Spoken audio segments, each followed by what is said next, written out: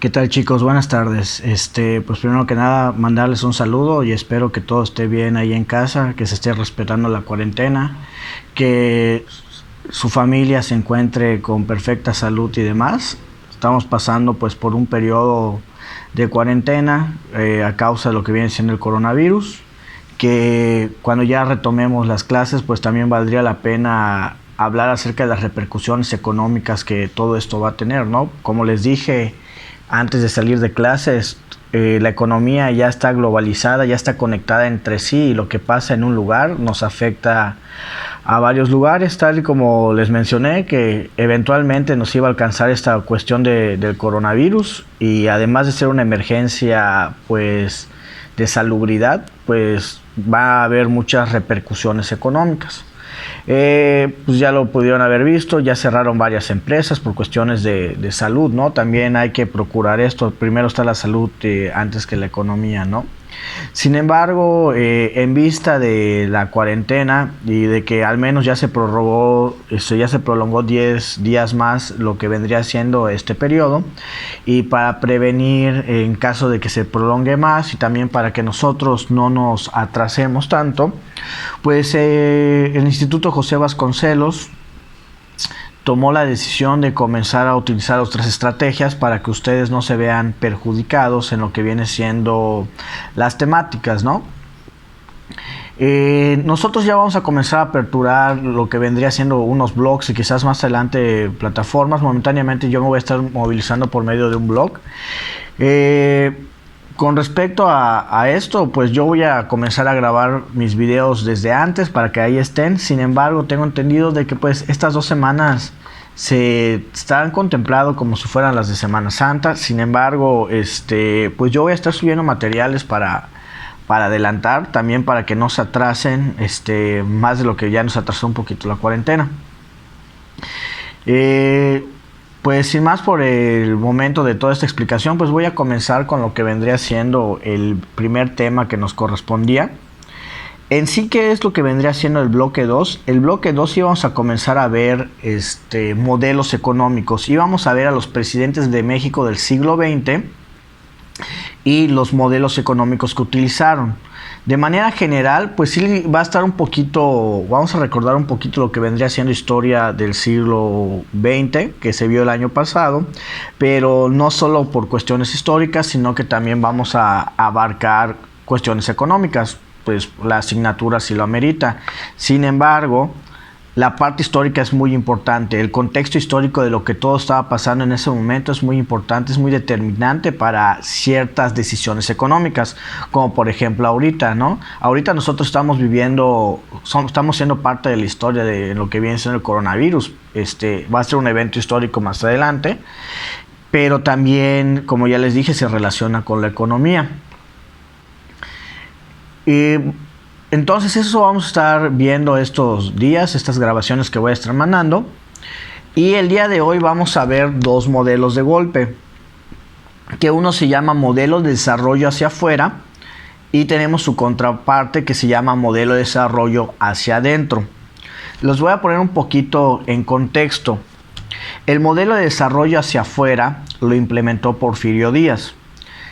Para que entendamos un poquito la parte histórica y también la parte económica, voy a ser muy breve, voy a tratar de resumirlo todo, pero ya vinculándolo, ¿no?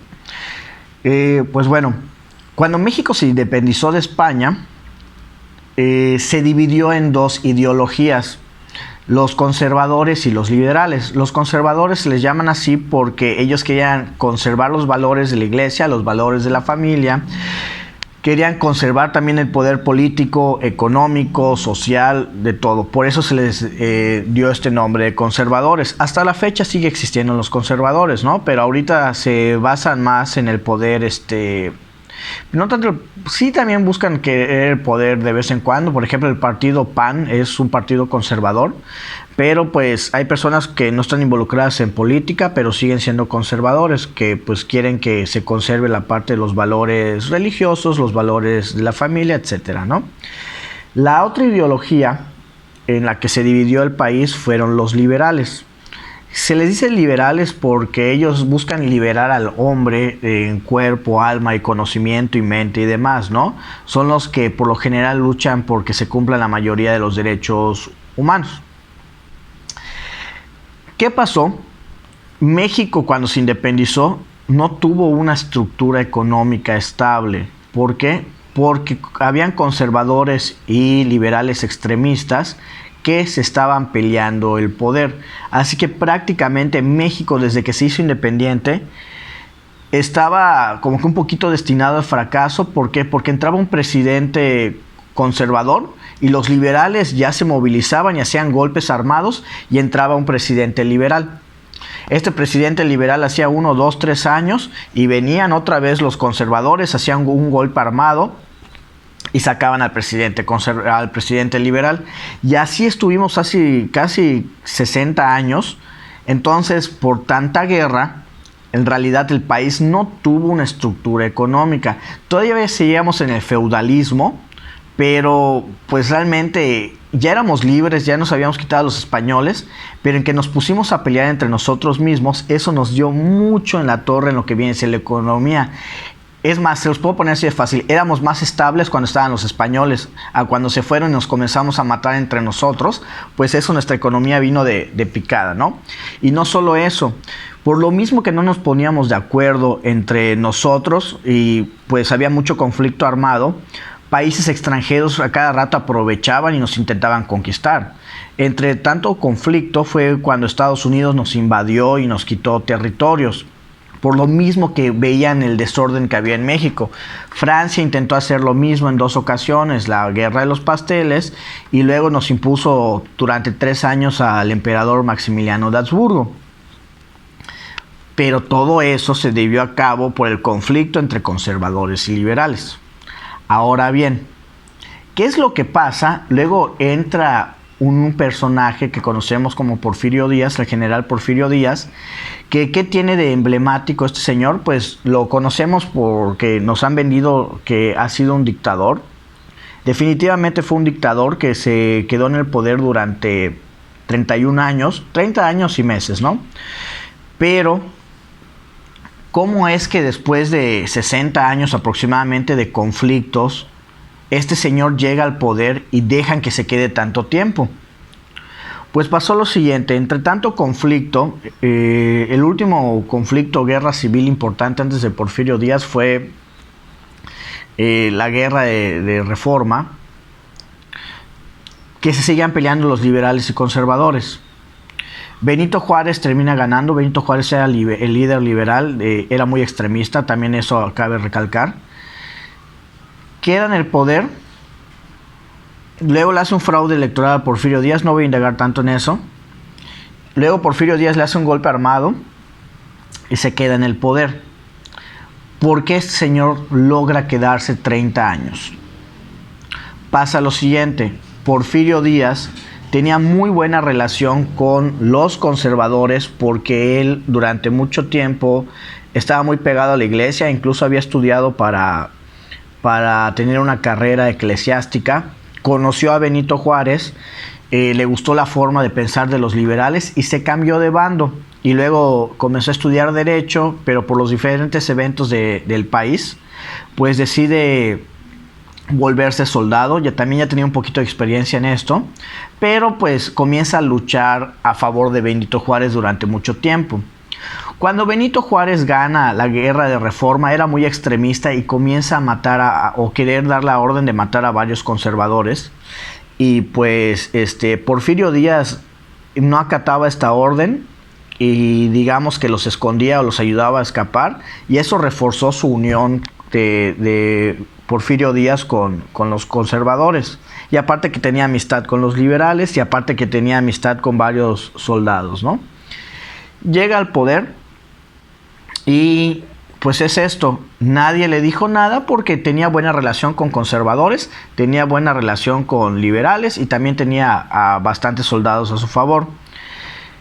Su primer gobierno, cabe resaltar que el señor no tenía mucha experiencia y los Estados Unidos no querían aceptarlo porque llegó de una manera hasta cierto punto ilegítima. Recordemos que Benito Juárez le hizo un fraude electoral. Benito Juárez solo deja el poder porque se muere de un infarto y entra Sebastián Lerdo de Tejada. Porfirio Díaz le hace un golpe de estado a Lerdo de Tejada y es cuando ya se queda con el poder. Ok, sin embargo, Estados Unidos condicionó a Porfirio Díaz que la única manera de aceptar su poder era su presidencia era que le pagaran una parte de lo que vendría siendo la deuda que tenía México hacia Estados Unidos. Porfirio Díaz lo que él decía es que de manera general repudiaba a los políticos porque explayaba mucho unos procesos que eran sumamente fáciles de hacer. Una de sus frases emblemáticas era poca política y más administración, lo que decía prácticamente, si hay cosas que puedes hacer en un día o en una hora, hazlo. No, ¿qué pasa? El sistema, de hecho, hasta la actualidad de México es muy burocrático, que para un papel o para sacar una cita y demás, tienes que ir a varias instancias, tienes que hacer varias colas, y digamos que a Porfirio Díaz no le gustaba todo esto. Su primera presidencia, la principal estrategia política que aplicó fue que hizo un sistema político en el que congeniaran las dos ideologías. Es decir, en su gabinete invitó tanto a conservadores y a liberales para trabajar. Él ya era más liberal, por así decirlo, pero pues para que ya se dejaran de pelear, sentó a sus líderes y que él les dijo, a ver, papito, ¿qué necesitas para ponerte a trabajar con este liberal? ¿Y tú qué necesitas para ponerte a trabajar con este conservador? No, es que no sé qué. Bueno, Porfirio Díaz tenía tres formas de hacer este tipo de negocios. O te sobornaba, o te contrataba, y si ya de plano no había otra manera, pues te desaparecía. Conste que te dio dos opciones, ¿no? Entonces, gracias a que terminaron estos conflictos armados entre conservadores y liberales, pues ahora sí se puso a trabajar la gente y ya el país comenzó a ser más productivo económicamente. ¿Qué pasó? Logró pagar parte de la deuda que como lo había acordado con Estados Unidos, y a Estados Unidos no le quedó de otra que aceptar pues su presidencia legítima, ¿no? Sin embargo, Porfirio Díaz se había levantado en armas bajo el lema sufragio efectivo, no reelección, que luego Francisco I. Madero le copia, y él no se podía reelegir de manera directa. Así que luego pone a su compadre Manuel González, lo ayuda a alcanzar la presidencia. Las presidencias en ese momento eran de 4 años. Y ya que hace que Manuel González tenga la presidencia, le jugó un poquito chueco a su compadre, porque su plan era mal aconsejar a su compadre para que hiciera una mala presidencia y que la gente lo extrañara. Entonces, dicho y hecho, Manuel González hizo una pésima presidencia, y sobre todo por un consejo que Porfirio Díaz le dio, digamos que ya con toda la hazaña del mundo, que las monedas antes eran de plata, y les dijo que le recomendó que las cambiara por unas monedas de níquel que eran mucho más baratas. Entonces la gente se quejó demasiado porque consideraba que su moneda ya no tenía valor.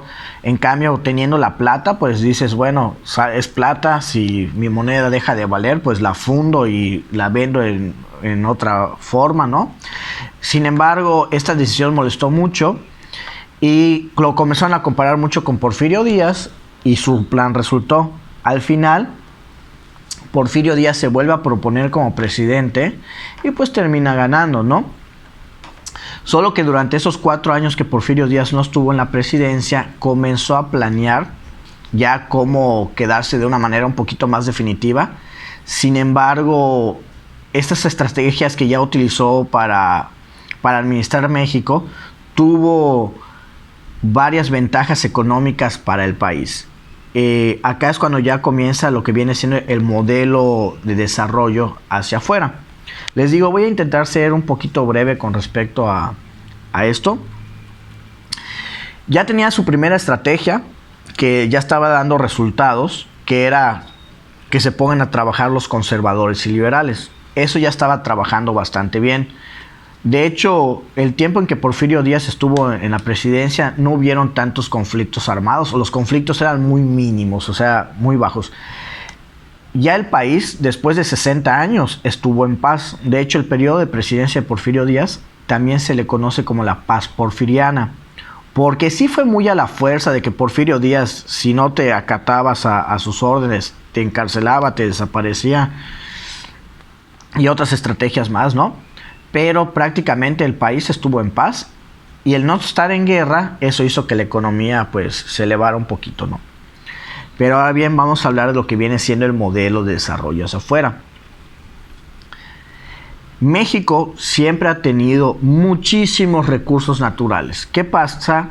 México es uno de los países más grandes, hablando en cuestión territorial, y tiene muchos climas, por lo que nosotros tenemos muchos recursos, flora, fauna, minerales, petroquímicos, o sea, pesca, o sea, impresionante. México tiene muchísimos recursos también por la extensión del país y por los diferentes climas, ¿no? Y también tenemos muchísimas culturas, etcétera, etcétera.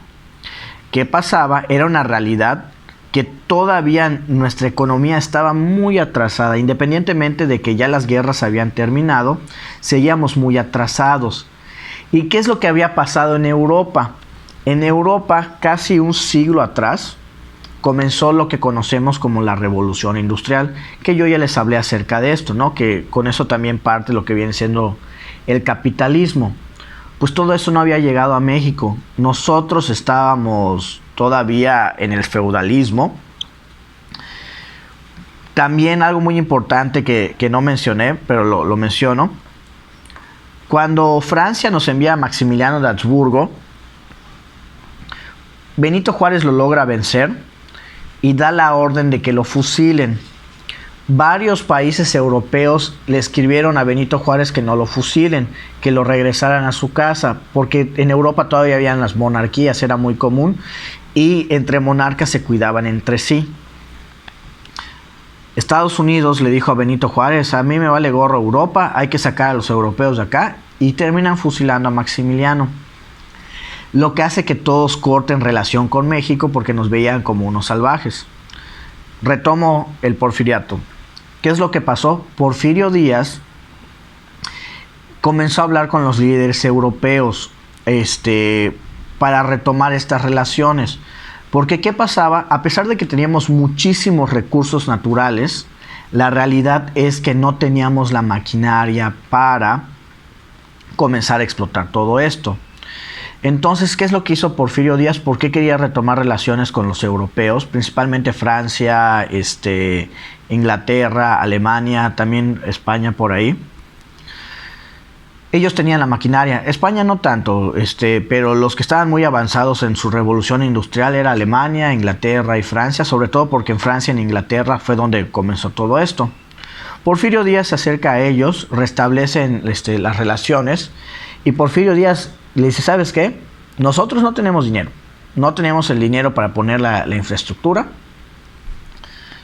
Tenemos los recursos. ¿Qué es lo que puedo ofrecerte yo como presidente? Es ofrecerte los terrenos para que ya construyas las fábricas, para que sobreexplotes mis recursos de una manera en la que tú como país, tú como potencia ganes, y yo también como potencia naciente pues comience a ganar dinero, comience a crecer mi economía. Ese era el plan de Porfirio Díaz: invitar a los países potencias que ya habían vivido la revolución industrial, que vinieran a invertir a México, que se les iban a dar todas las facilidades, se les iban a cobrar pocos impuestos, se les iban a dar los terrenos, todo con que vengan acá e inyecten capital, que inyecten dinero a nuestra economía, que la potencialice y que ya nosotros tengamos fábricas y ya comencemos a sobreexplotar esos productos. Por eso se llama modelo de desarrollo hacia afuera. ¿Por qué? Porque Porfirio Díaz fue a buscar inversión extranjera. Fue a buscar, se llama modelo de desarrollo hacia afuera, porque gran parte de nuestra economía dependía del extranjero. Dependía de su inversión, sumamente importante, de la inversión extranjera, de la inversión de afuera. Y también sigue siendo un modelo de desarrollo hacia afuera, porque también nuestra economía dependía de todos esos productos que producíamos.